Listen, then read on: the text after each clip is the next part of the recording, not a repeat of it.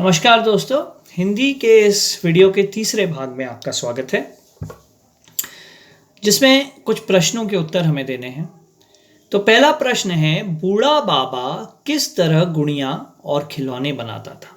याद है कहानी में कैसे बनाता था? बूढ़ा बाबा बड़ी मेहनत और लगन से, बड़े परिश्रम से खिलौने बनाता था।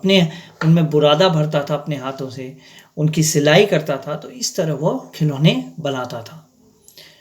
बच्चों को किस तरह के खिलौने पसंद आते थे?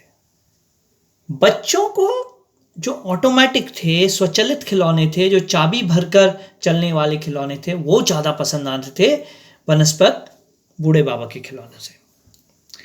बूढ़ा बाबा क्या मानने को तैयार नहीं होता था। बूढ़ा बाबा हमेशा यह मानता था कि उसके खिलौने दुनिया में सबसे बेहतरीन हैं।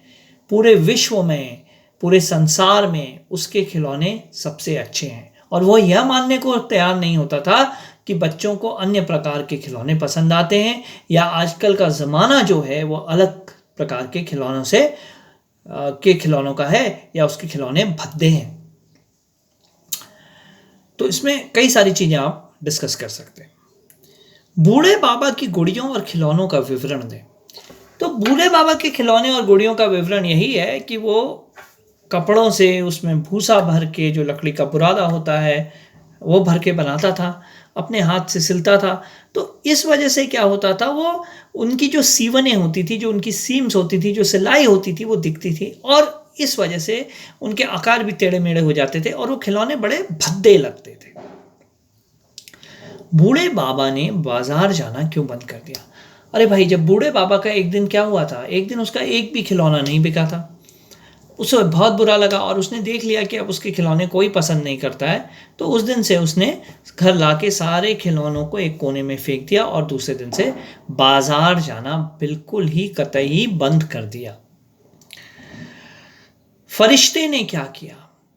बूढ़ा बाबा जब खिलौने वहां फेंक चुका था तो फरिश्ता उसके कमरे में आया।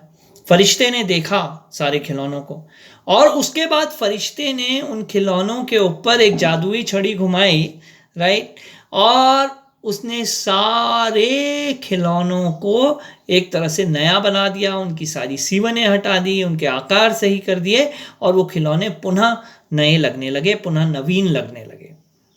ठीक है। बूढ़े बाबा के साथ अगले दिन बाजार में क्या हुआ?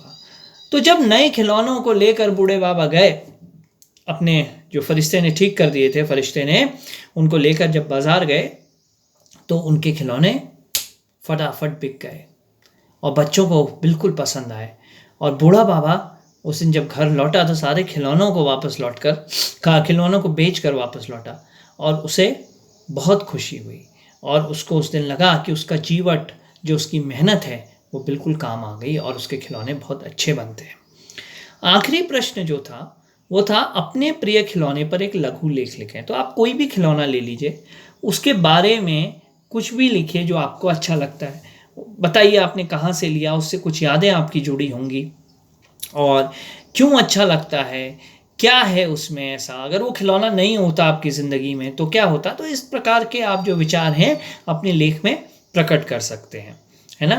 तो जो एक लेखन का तरीका है, उसमें हमेशा एक शुरुआत होनी चाहिए, एक उसका ढांचा होना चाहिए, और उसके बाद एक जो उसका अंत भी होना चाहिए। तो इंट्रोडक्शन, बॉडी, कंक्लूजन, जिसको हम अंग्रेजी में कहते हैं, उसी तरह से हिंदी में भी लेख लिखा जाता है।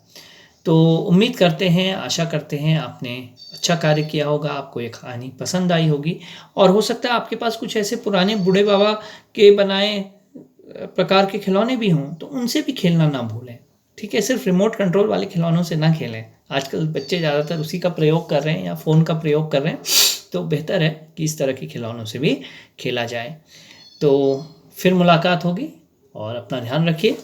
नमस्कार।